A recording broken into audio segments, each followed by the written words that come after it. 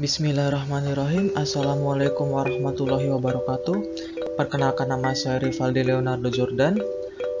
Pada siang hari ini saya akan menyampaikan studi kasus anak dengan ADHD. Sebelumnya perkenalkan saya untuk menyampaikan terlebih dahulu apa itu ADHD.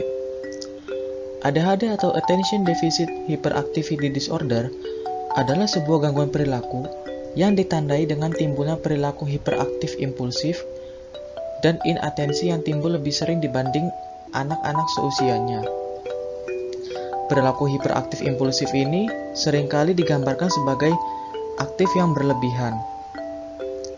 Kemudian impulsif di sini digambarkan sebagai perilaku yang bertindak terlebih dahulu baru berpikir. Sedangkan perilaku inatensi di sini adalah tidak bisa atau kurang memusatkan perhatian dengan baik.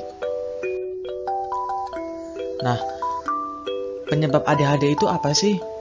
Sebenarnya untuk penyebab lebih jelasnya itu masih belum diketahui.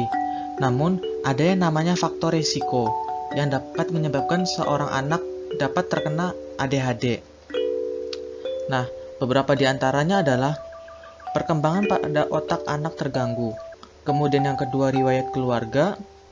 Yang ketiga adalah faktor ibu. Yang keempat adalah faktor lingkungan. Baik, sekarang kita menuju kepada identitas subjek. Di sini subjek menggunakan nama inisial berupa AK, umur 8 tahun, asal dari Bandung. Di usia AK yang sudah mencapai 8 tahun, sekarang AK sudah duduk di kelas 1 sekolah dasar. Dan di sekolah seringkali orang tua AK mendapatkan laporan dan juga masukan dari guru-guru yang mengajar AK tersebut. Masukannya ataupun laporan tersebut berupa aktivitas AK yang terlalu aktif di kelas. Aktif di sini adalah si AK ini dia suka menghampiri meja teman-temannya dan melakukan beberapa hal yang mungkin bagi sebagian anak itu mengganggu, seperti meminjam penghapus temannya, kemudian mengambil pensilnya, mengambil penggaris, dan lain sebagainya. Kemudian, AK juga seringkali tidak fokus pada pelajaran yang disampaikan oleh guru tersebut. Lalu, untuk terakhirnya, AK sering jalan-jalan di kelas tanpa alasan. Kemudian di rumah, orang tua AK pun bercerita tidak berbeda jauh. Menurut mereka, AK seringkali berganti-ganti aktivitas dan tidak pernah selesai dalam menyelesaikan aktivitasnya. Sebagai contoh, saat AK sedang bermain puzzle, sebelum dia menyelesaikan puzzle tersebut, selang beberapa menit setelahnya, dia pasti akan meninggalkan hal tersebut dan melakukan hal yang baru, seperti bermain sepeda, atau kemudian bermain monopoli, atau kemudian bermain petak umpet, dan lain sebagainya. Kondisi yang terjadi pada AK hanyalah salah satu kasus yang terjadi pada anak-anak lainnya.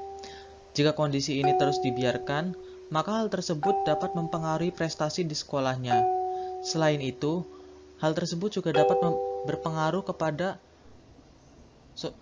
sosial AK itu sendiri.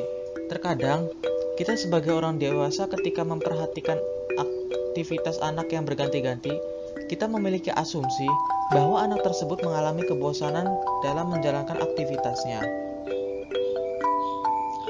Namun perlu diperhatikan lebih seksama lagi, apakah anak itu memang bosan atau ada hal lain yang terjadi kepadanya. Ketidakmampuan anak untuk menaruh perhatian terhadap berbagai aktivitas. Disinilah peran orang tua dan pendidik sangat diperlukan untuk dapat melakukan deteksi dini, sehingga anak dapat mendapatkan penanganan yang seharusnya. Oke, mungkin sekian dari saya. Kurang lebihnya mohon maaf. Wassalamualaikum warahmatullahi wabarakatuh.